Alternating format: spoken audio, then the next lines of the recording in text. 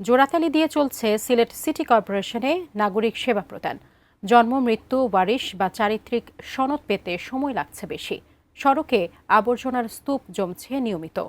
বিস্তারিত নিয়ে সিলেট সিটি কর্পোরেশনের সামনে থেকে যুক্ত হচ্ছেন প্রতিনিধি কামরুল ইসলাম মাহি। মাহি, আপনি তো সিটি কর্পোরেশনের সামনেই আছেন, সেখানে কি অবস্থা দেখতে পাচ্ছেন এই মুহূর্তে, বা সেখানে কারোর সাথে কথা বলতে পেরেছেন কিনা? সিটি কর্পোরেশনের যে নাগরিক সেবা প্রদানের দুরবস্থা, এটি নিয়ে আপনার কাছে বিস্তারিত কি তথ্য আছে?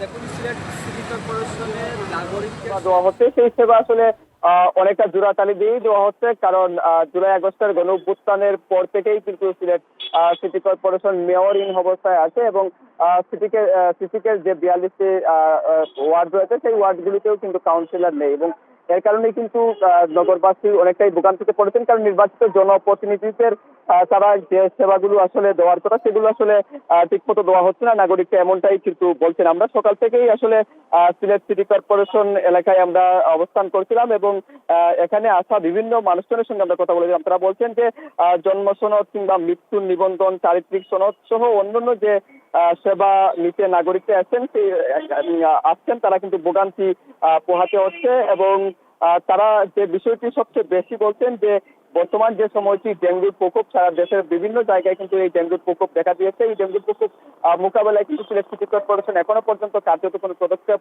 আসলে গ্রহণ করেনি। যদিও সিলেট সিটি কর্পোরেশন বলছে নাগরিকদের সেবা নিশ্চিত করতে তারা কিন্তু সব রকমের কার্যক্রম তারা ইতিমধ্যেই শুরু করেছেন। বিশেষ করে গতকালও সিলেট সিটি কর্পোরেশনের একটি নিয়মিত সভা হয়েছে। সেই সভায় কিন্তু সিলেটের যে সমস্যাগুলি রয়েছে, বিশেষ করে যানজট, ফুটপাত দখলমুক্তকরণ সহ বিভিন্ন সমস্যা নিয়ে আসলে আলোচনা করেছেন। এই আলোচনার মধ্যে কিন্তু তারা বলছেন যে নাগরিকদের যে সেবা রয়েছে সেই সেবাটি আসলে তারা নিশ্চিত করতে পারবেন।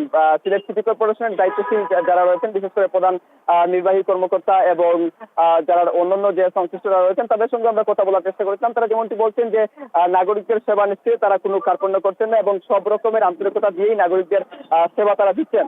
তো সব মিলিয়ে বলা চলে সিলেট সিটি কর্পোরেশনের যে নাগরিক ভোগান্তি রয়েছে সেই ভোগান্তি কিন্তু নির্বাচিত জনপ্রতিনিধিদের তারা কিন্তু সেটি ভোগান্তি হচ্ছে নাগরিককে, এমনটি আমাদেরকে বলছেন। এছাড়াও কিন্তু সিলেট সিটি কর্পোরেশনের যে 42টি ওয়ার্ড রয়েছে সেই 42টি ওয়ার্ডের সিটি কর্পোরেশনের যে কাউন্সিলরদের কার্যালয় রয়েছে সেই কাউন্সিলরদের কার্যালয়ে কিন্তু দাপ্তরিক যে সেবা রয়েছে, নাগরিকদের যে সেবা রয়েছে সেই সেবাটিও কিন্তু নিয়মিত নিশ্চিত করা যাচ্ছে না, কারণ অতিরিক্ত দায়িত্ব যাদেরকে দেওয়া হয়েছে তারা বাড়তি দায়িত্ব হিসাবে করছেন, নিয়মিত অফিসও আসলে করা যাচ্ছে না। তো সব মিলিয়ে বলা চলে জোড়াতালির মধ্যে দিয়ে সিলেট সিটি কর্পোরেশনের নাগরিক সেবা চলছে। তো এই ছিল সিলেট সিটি কর্পোরেশনের নাগরিক